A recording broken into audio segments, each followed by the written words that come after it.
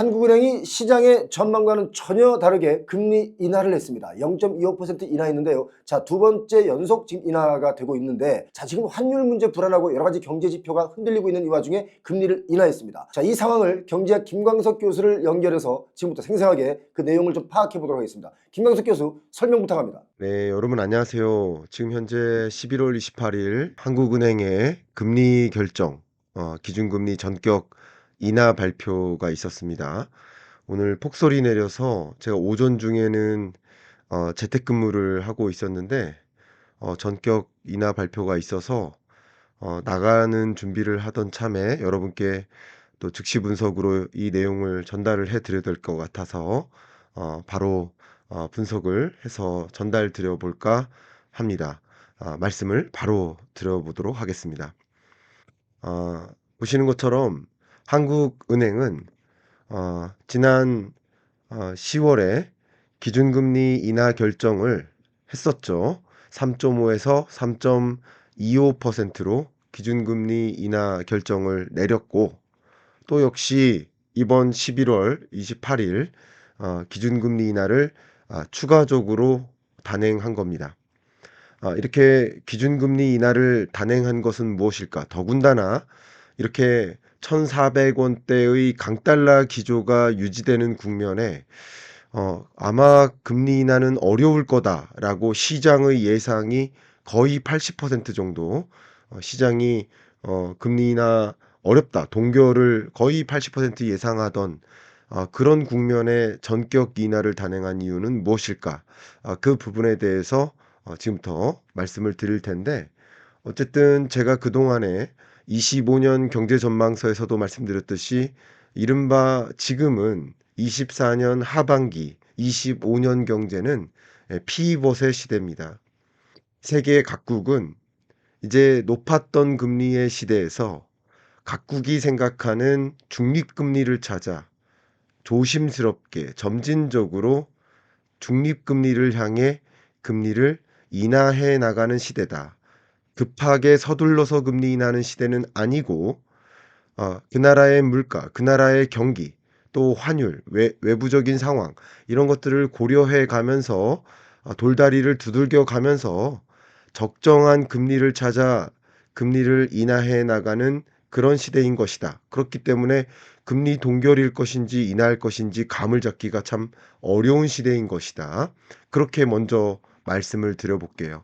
그러면 이번에 금리 결정은 환율이라는 걸림돌, 강달러라는 그 걸림돌 속에서 금리 인하를 단행하면 추가적인 강달러가 야기될 수도 있는데, 그것으로 인해 야기되는 외국인 자금 유출 우려도 분명히 있을 수 있는데, 그럼에도 불구하고 이런 금리 인하를 전격 단행한 이유는 무엇일까? 그만큼 내수 부진이 심각한 것이죠.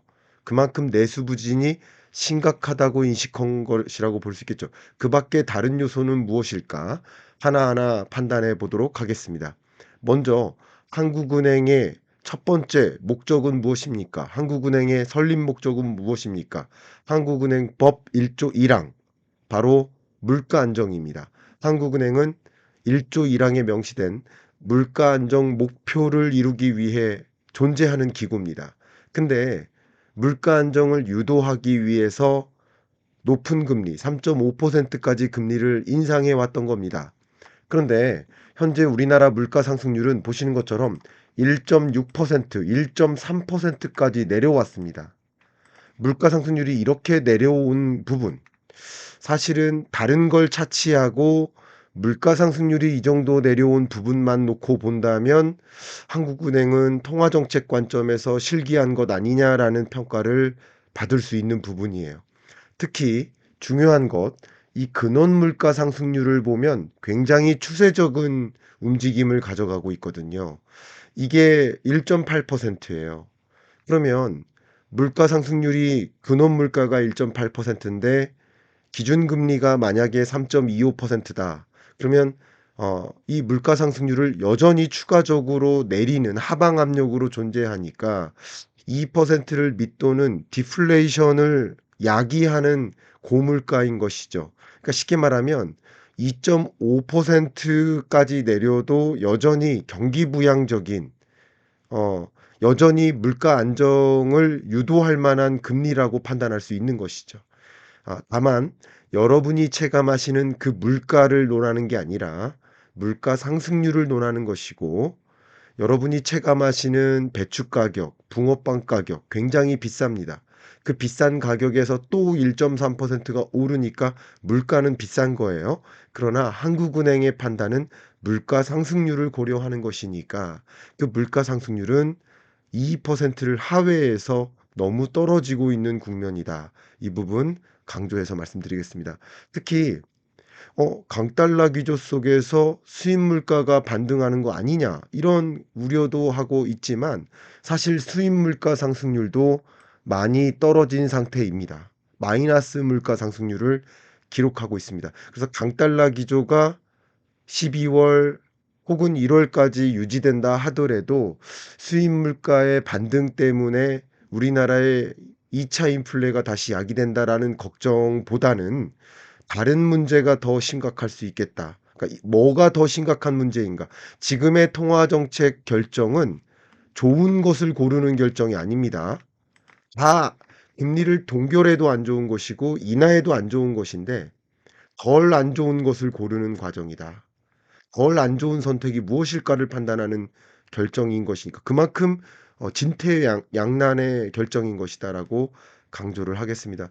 참고로 제가 어제 강의로 수업도 있고 강의로 목을 굉장히 많이 써서 제가 좀 목이 나간 상태인데 목소리가 좀 불편하셔도 좀 양해를 구하도록 하겠습니다.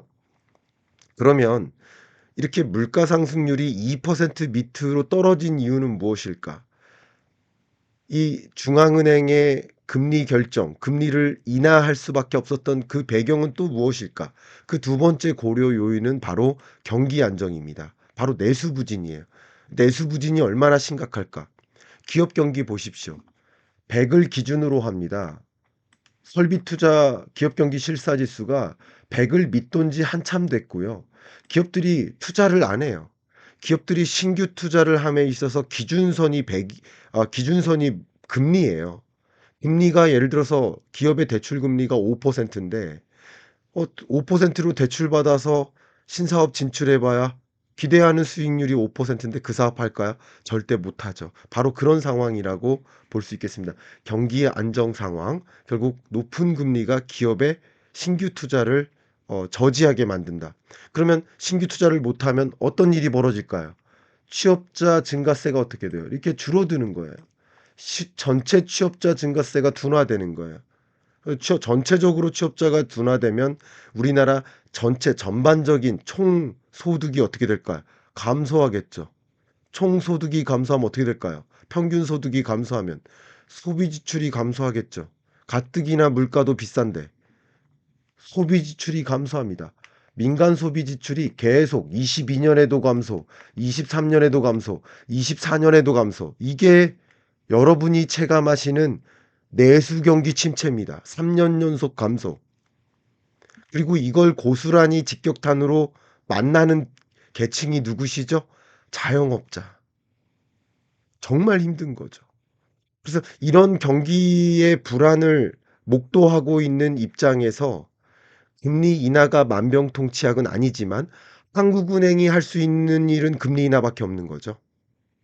그 밖에 재정 정책으로 할 수 있는 일도 고민을 해 줘야 되겠지만 한국은행은 이렇게 경기 불안이 심각하다라는 판단 때문에 어쨌든 물가 상승률과 경기 안정 상황을 고려했을 때 아무리 강달러가 지속되더라도 금리 인하를 미룰 수가 없는 상황이었다라고 평가를 해볼 수가 있겠다. 그 밖에도 IMF조차 경제 성장률을 10월 달과 11월을 봤을 때 올해 전망치를 대폭 하향 조정하지 않습니까? 내년 전망치도 더 어두울 것으로 전망하지 않습니까? 그런 국면에서 이 경기 불안이 심각한데 금리를 높은 금리로 유지하면 될까 하는 한국은행도 역시 이 내수 경기 부진, 그리고 그 내수 경기 부진 때문에 수요가 감소하니까 물가 상승률이 떨어지는 거죠.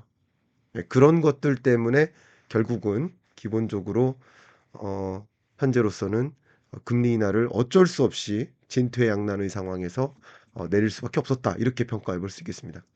그 밖에 세 번째 고려 요인은 뭘까요? 물가 안정, 경기 안정. 세 번째가 금융 안정입니다. 금융 안정은 조금 복잡합니다. 금융 안정 부분에서는 부동산도 봐야 되고 가계부채도 봐야 되고 세 번째 지금 화두가 되고 있는 환율도 봐야 됩니다. 그런데 첫 번째, 부동산 시장은 어쨌든 금리 인하를 못하게 만든 요인이었어요. 금리 인하했다가 집값이 더 폭등하면 어떡하지? 하는 걱정 요인이었어요. 그런데 지난 9월부터 금융위원회에서 스트레스 DSR 2단계를 적용하면서 부동산 시장이 이 상승세가 어쨌든 둔화하게 만들었거든요. 금융 규제를 통해서.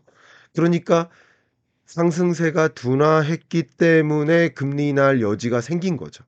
만약에 지금 스트레스 DSR 2단계나 금융 규제마저 없었다면 상승세가 계속 꾸준히 나타나는 국면에서 금리 인하를 한다면 마치 지금 불났는데 기름 붓는 격이 되니까 금리 인하가 부담스러울 텐데 어쨌든 부동산 시장이 상승세가 둔화됐으니까 금리 인하할 여건이 조성된 것이다라고 평가해 볼 수 있지 않을까 의견을 드려봅니다.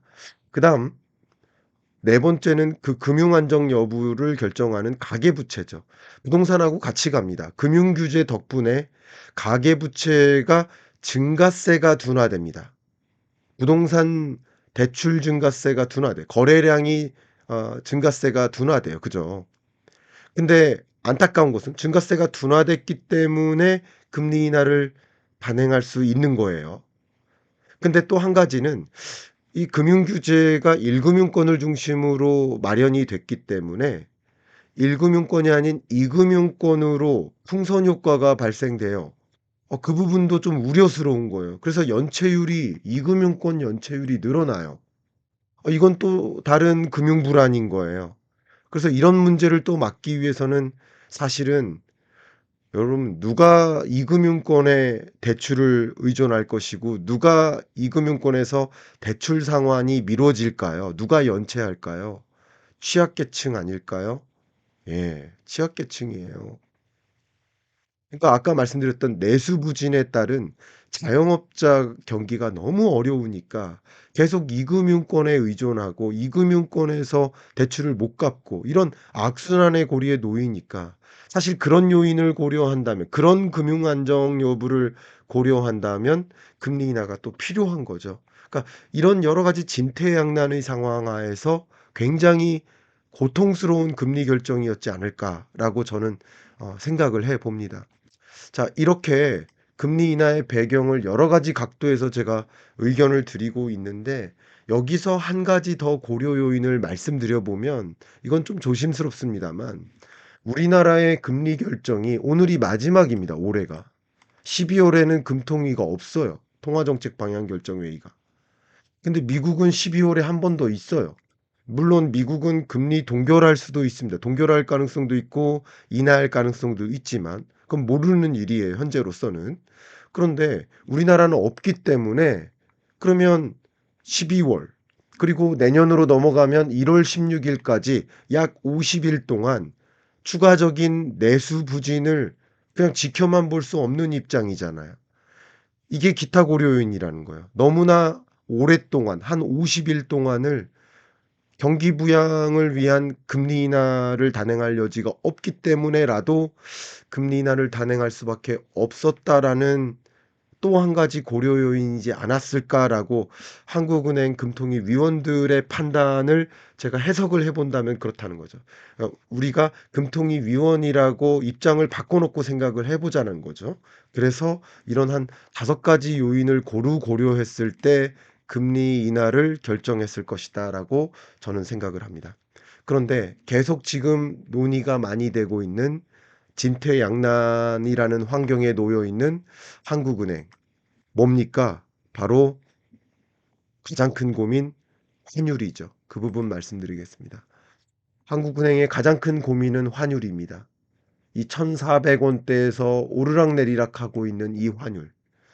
특히 2024년 연내 보면 어 근래 들어 환율이 굉장히 높게 치솟았다는 것을 여러분 확인하실 수 있죠. 특히 11월 이후로 보면 대선 이후 강달러 현상이 야기됐다는 것을 여러분 보실 수 있죠. 그럼 이 환율 불안에 대해서 당연히 어떻게 우리는 해석할 수 있을까? 그러니까 이 환율 불안은 어쩌면 한국만의 이슈가 아니다. 미국의 달러 인덱스 자체가 올라간 것이고 세계적으로 나머지 통화가 약세화된 것이다. 그리고 또 하나의 측면은 강달러의 뉴노멀인 것이다.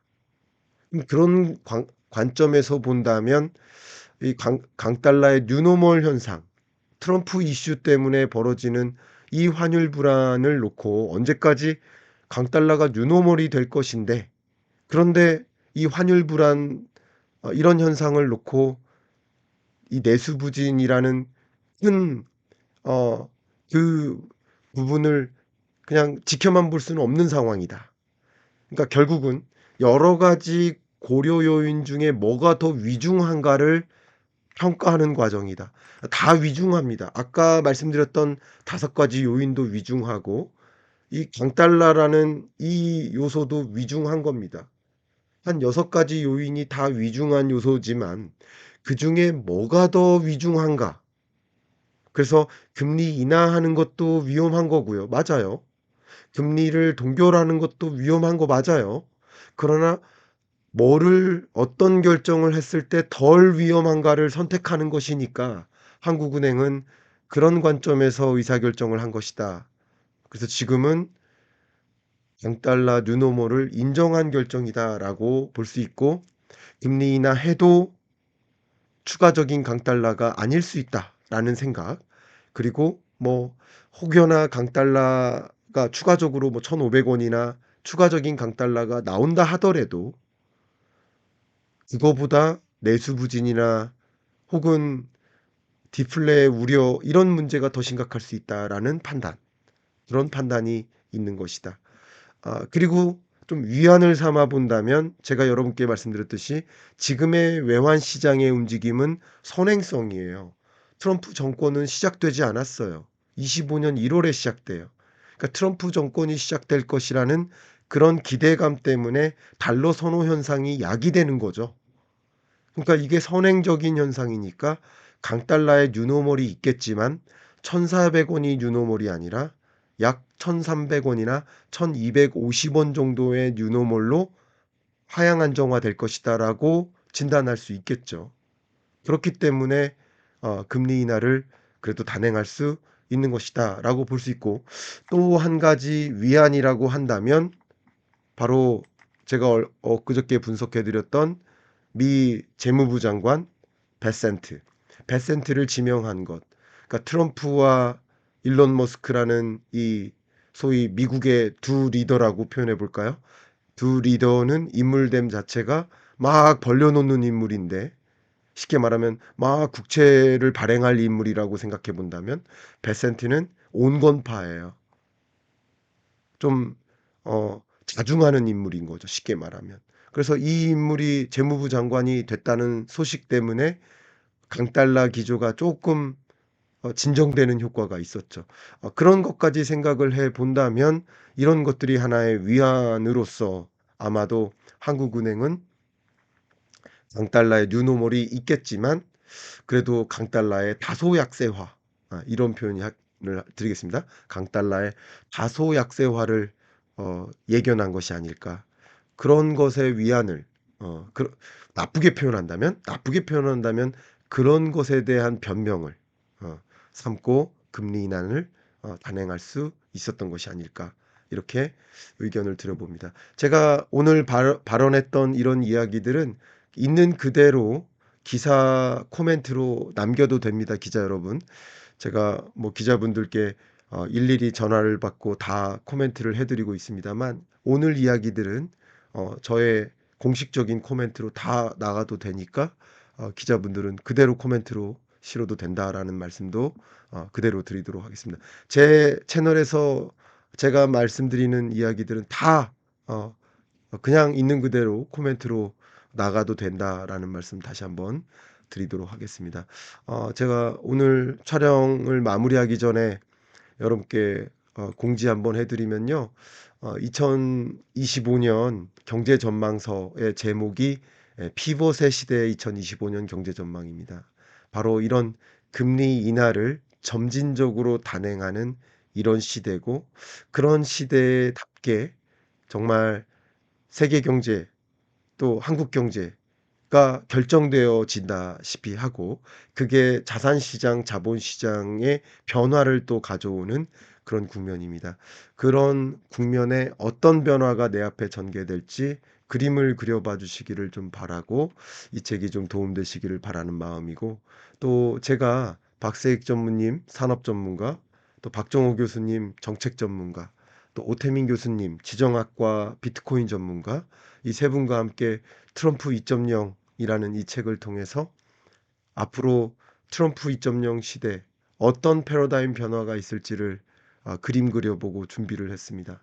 함께 들여다보신다면 여러분이 2025년을 조망하시고 잘 대응하시는데 참조가 되실 거라고 추천을 좀 드리고 싶습니다.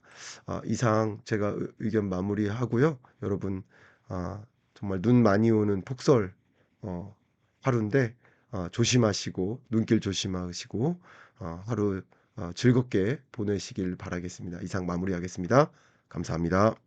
자, 정말 많은 전문가들의 기대와 달리 한국은행이 이렇게 금리를 인하했습니다. 자, 금리 인하 우리에게 과연 득이 될까 실이 될까, 지금 여러 가지 우리가 고민을 해봐야 되겠습니다. 25년 1월부터는 트럼프 2기가 집권합니다. 과연 우리가 금리 인하로 미국과 맞설 수 있는지, 세계 시장에서 살아남을 수 있는지, 이거 한번 고민해 봐야 되겠습니다. 김광석 교수 수고하셨습니다. 고맙습니다.